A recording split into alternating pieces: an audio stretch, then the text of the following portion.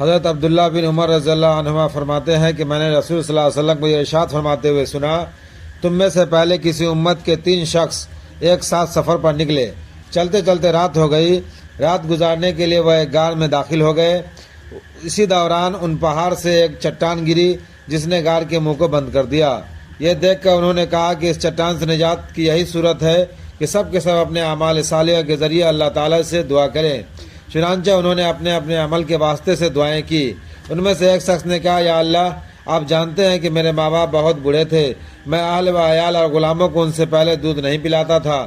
ایک دن میں ایک چیز کی تلاش میں دور نکل گیا، جب واپس لوٹ کر آیا تو والدین سو چکے تھے، پھر بھی میں نے ان کے لیے شام کا دودھ دہا اور اسے پیالے میں لے کر ان کی خدمت میں حاضر ہوا تو دیکھا کہ وہ اس وقت سو رہے ہیں۔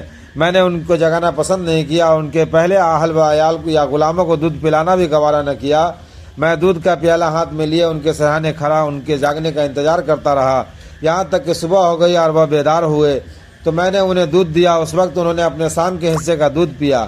یا اللہ، اگر میں نے یہ کام صرف آپ کی خوشنودی کے لیے کیا تھا تو ہم اس چٹان کی وجہ سے اس جگہ مصیبت میں پھنس گئے ہیں، اس سے ہمیں نجات عطا فرما دیجئے۔ اس دعا کے نتیجے میں وہ چٹان تھوڑی سی سرک گئی لیکن باہر نکلنا ممکن نہ ہوا۔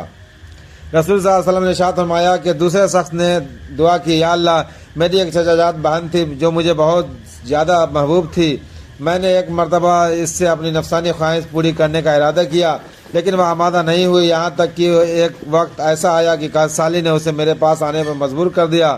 میں نے اسے اس شرط پر 120 دینار دیے کہ وہ تنہائی میں مجھ سے ملے۔ وہ آمادہ ہو گئی، یہاں تک کہ جب میں اس پر قابو پا چکا اور قریب تھا کہ میں ان سے نفسانی خواہش پوری کروں تو اس نے کہا کہ میں تمہارے لیے اس بات کو حلال نہیں سمجھتی کہ تم اس مہر کو ناحق توڑو۔ یہ سن کر میں اپنے برے ارادے سے باز آ گیا اور میں اس سے دور ہو گیا، حالانکہ مجھے اس سے بہت زیادہ محبت تھی۔ میں نے وہ سونے کے دینار بھی چھوڑ دیے جو اسے دیے تھے۔ یا اللہ، اگر میں نے یہ کام آپ کی رضا کے لیے کیا تھا تو ہماری اس مصیبت کو دور فرما دیجیے۔ چنانچہ وہ چٹان کچھ اور سرک گئی لیکن پھر بھی نکلنا ممکن نہ ہوا۔ تیسرے نے دعا کی، یا اللہ، کچھ مزدوروں کو میں نے مزدوری پر رکھا تھا، سب کو میں نے مزدوری دے دی، صرف ایک مزدور اپنی مزدوری کے بغیر چلا گیا تھا۔ میں نے اس کی مزدوری کی رقم کو کاروبار میں لگا دیا، یہاں تک کہ مال میں بہت کچھ اضافہ ہو گیا۔ کچھ عرصے بعد وہ ایک دن آیا اور کہا کہ اللہ کے بندے، مجھے میری مزدوری دے دے۔ میں نے کہا، یہ اونٹ، گائے، بکریاں، غلام جو تمہیں نظر آ رہے ہیں یہ تمہاری مزدوری ہے، یعنی تمہاری مزدوری کا کاروبار میں لگا کر یہ منافع حاصل ہوا ہے۔ اس نے کہا، اللہ کے بندے مذاق نہ کرو۔ میں نے کہا، مذاق نہیں کر رہا، حقیقت بیان کر رہا ہوں۔ چنانچہ میری وضاحت کے بعد وہ سارا مال لے گیا، کچھ نہ چھوڑا۔ یا اللہ، میں نے یہ کام صرف آپ کی رضا کی خاطر کیا تھا، یہ مصیبت جس میں ہم پھنسے ہوئے ہیں اور فرما دے چنانچہ وہ چٹان دور فرما دے۔ چنانچہ وہ چٹان بالکل سرک گیا اور غار کا منہ کھل گیا اور سب کے سب باہر نکل گئے۔ ایسی اسلامک کہانی دیکھنے کے لیے چینل کو سبسکرائب کریں، لائک کریں اور دوستوں